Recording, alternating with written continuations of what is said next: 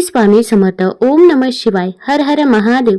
भगवान भोलेनाथांच्या कृपेने तुमच्या सर्व इच्छा मनोकामना पूर्ण हो.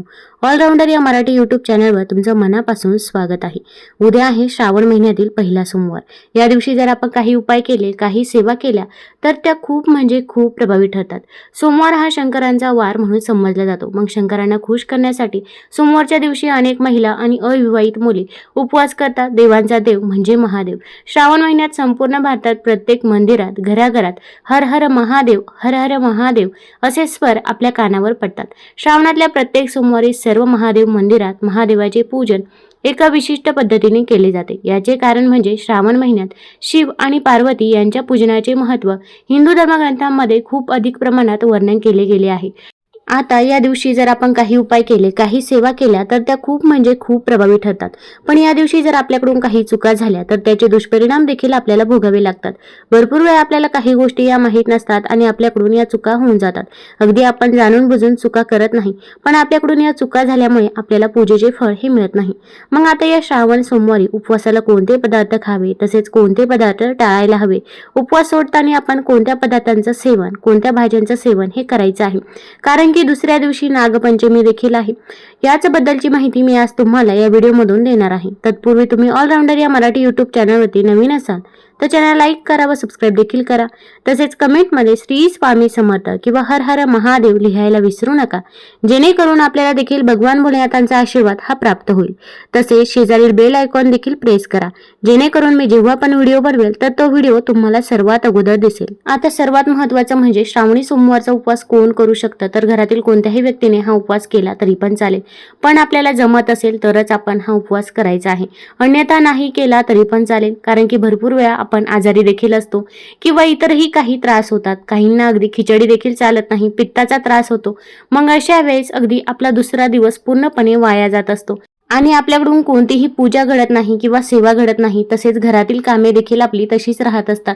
त्यामुळे जर तुम्हाला जमत असेल तरच आपण श्रावणी सोमवारचा उपवास करायचा आहे. जमत नसेल तर फक्त तुम्ही महादेवांची पूजा केली, सेवा केली तरी पण चालेल. कारण की भगवान भोलेनाथ हे खूप भोळे आहे.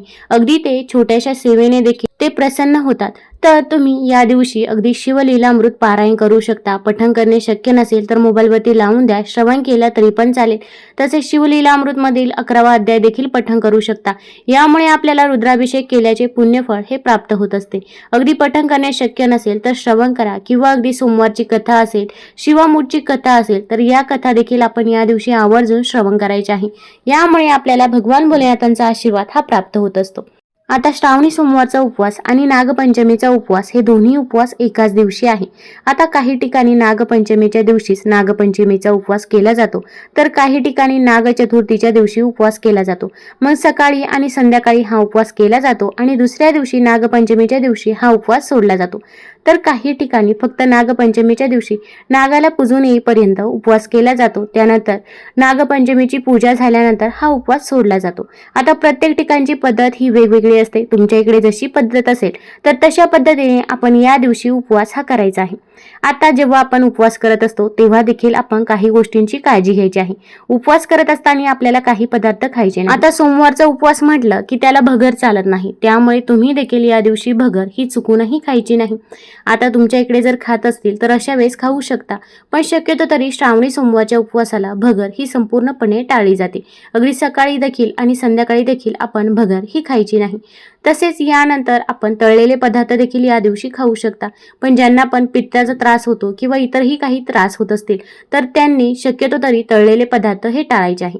आणि बाहेरचे जे काही पदार्थ असतील उपवासाचे, मग अगदी वेफर्स असतील, कोल्ड्रिंक असेल तर ते देखील आपण टाळावे.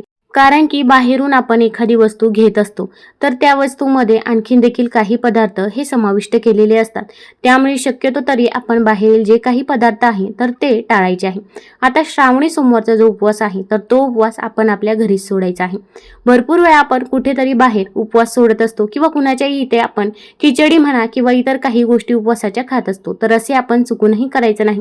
कारण की काही व्यक्ती असे असतात की ते दुष्कृत्य करत असतात किंवा इतरांबद्दल नेहमी वाईट बोलत असतात, पण ते व्यक्ती आपल्यासोबत चांगले राहतात, चांगले बोलतात, म्हणून आपण त्या व्यक्तींसोबत बोलत असतो. तर अशा व्यक्तींच्या इथे आपण या दिवशी जेवण चुकूनही करायचं नाही.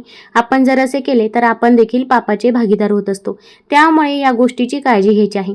आता श्रावणी सोमवारचा उपवास हा काही ठिकाणी अगदी केळीच्या पानावर देखील सोडला जातो. आता या केळीच्या पानावर जेवण केल्यामुळे आपल्याला अनेक फायदे होतात. या पानावर अगदी नियमित जेवणामुळे केसांचे आरोग्य सुधारण्यास मदत होते. केस निरोगी आणि अधिक चमकदार बनतात. तसेच केळीच्या पानात जेवल्यामुळे त्वचेवर सुरकुत्या येण्यास प्रतिबंध होतो. तसेच त्वचेवरती तेज देखील दिसते. गरम अन्न केळीच्या पानावर वाढल्यास पानातील पौष्टिक गुणधर्म हे पदार्थात उतरतात. त्यामुळे पदार्थांची चव अधिक वाढते. केळीचे पान पर्यावरणाला पूरक आहे. त्यामुळे केळीच्या पानावर जेवल्याने पर्यावरणाची हानी होत नाही आणि याचे विघटनही सहज होते. केळीच्या पानावर खाणे हे केवळ धार्मिक कारणांसाठीच नव्हे तर आरोग्यासाठीही महत्त्वाचे आहे. निरोगी आरोग्यासाठी केळीच्या पानावर जेवणे हे खूपच फायदेशीर आहे. त्यामुळे या दिवशी आपण देखील उपवास सोडताना केळीच्या पानावरती आपण जेवण ठेवून मग उपवास हा सोडू शकतो. तर आता उपवास आपल्याला सोडताना काही भाज्यांचे सेवन हे करायचे आहे. तसेच जेव्हा आपण उपवास करत असतो तेव्हा आपल्याला काही फळे चुकूनही खायचे नाही. कारण की उपवास म्हटलं की फळे आपण आवर्जून घेत असतो. तर त्यामध्ये आपण चिंच असेल, फणस असेल, जांभूळ असेल, तर या 3 फळांचे सेवन आपण उपवासाला चुकूनही करायचं नाही. तुम्ही इतर कोणतेही फळे खाऊ शकता, अगदी सफरचंद असेल, केळी असेल, पण ही 3 फळे जांभूळ, फणस तसेच चिंच या 3 फळांचं सेवन आपण जर केलं तर आपण जो काही उपवास करतो तर त्याचे फळ हे आपल्याला मिळत नाही. त्यामुळे या गोष्टीची आपण काळजी घ्यायची आहे. तसेच आता जर तुम्हाला श्रावणी सोमवारचा उपवास असेल आणि नागपंचमीचा देखील उपवास असेल आणि आपल्याला जर श्रावणी सोमवारचा उपवास संध्याकाळी सोडायचा असेल तर अशा वेळेस काय करावे? आता जेव्हा पारण करायचे असते तेव्हा पाण्याने पारण केले जाते असे म्हणतात. मग जेव्हा श्रावणी सोमवारचा आपल्याला उपवास सोडायचा असेल संध्याकाळी, भलेही आपण खिचडी खाणार असाल किंवा उपवासाचा कोणताही पदार्थ खाणार असाल, कारण की आपल्याला नागचतुर्थीचा उपवास देखील आहे, तर अशा वेळेस आपण पाणी घ्यायचं आहे आणि पाणी घेत असताना आपण मनामध्ये गृहीत धरायचं आहे की मी श्रावणी सोमवारचा उपवास सोडत आहे. अशा पद्धतीने पाणी ग्रहण करून मग पारण करावे असे म्हटले जाते. मग आपला श्रावणी सोमवारचा उपवास सुटतो. नंतर आता हा उपवास जो आहे तर तो आपल्याला दुसऱ्या दिवशी सोडायचा आहे, म्हणजेच नागपंचमीच्या दिवशी. आता जेव्हा नागपंचमीच्या दिवशी आपण उपवास सोडत असतो तर तेव्हा आपल्याला सात्विक अन्नच ग्रहण करायचं आहे. यामध्ये कांदा लसूण याचा समावेश नसावा, कारण की कांदा लसूण हा तामसिक आहारामध्ये मोडला जातो. अगदी श्रावणी सोमवारी देखील आपण घरातील बाकीच्या व्यक्तींना काही भाज्या बनवत असतो तर त्यामध्ये देखील कांदा लसूण याचा समावेश हा चुकूनही करायचा नाही. तसेच मांसाहार हा देखील पूर्णपणे वर्ज्य करायचा आहे. अगदी घरामध्ये बाहेरच्या व्यक्ती जरी मांसाहार करून येत असतील तर त्यांना देखील सांगून ठेवायचं आहे, कारण की त्या व्यक्ती जरी आपल्या घरामध्ये मांसाहार करून आल्या आणि त्यानंतर आपण जी काही पूजा केली, सेवा केली, तर त्या आपल्या पूजेचे फळ देखील आपल्याला मिळत नाही. तसेच या दिवशी तिखट जेवण हे टाळायचं आहे. तर तुम्हाला शक्य असेल तर आवर्जून तिखट जेवण हे टाळावे. तसेच मिठाचा वापर देखील काही ठिकाणी केला जात नाही. अळणी पदार्थ हे शिजवले जातात. मग आपण सैंधव मिठाचा वापर करायचा आहे. अगदी उपवास जेव्हा आपण सोडत असतो तेव्हा देखील सैंधव मिठाचाच वापर केला तरी पण चालेल. तसेच उपवासाचे पदार्थ बनवताना देखील आपण सैंधव मिठाचा वापर करावा. आता उपवास सोडताना आपण कोणत्या भाज्यांचे सेवन करायचे आहे? तर उपवास सोडताना मुळ्याची भाजी ही बनवली जाते.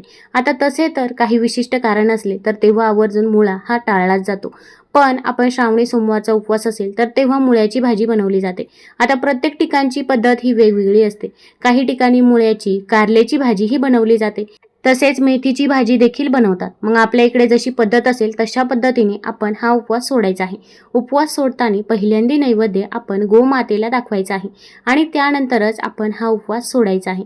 तुम्हाला जर हा व्हिडिओ आवडला असेल तर आपल्या ऑलराऊंडर या चॅनलला लाईक करा, सबस्क्राईब करा. धन्यवाद.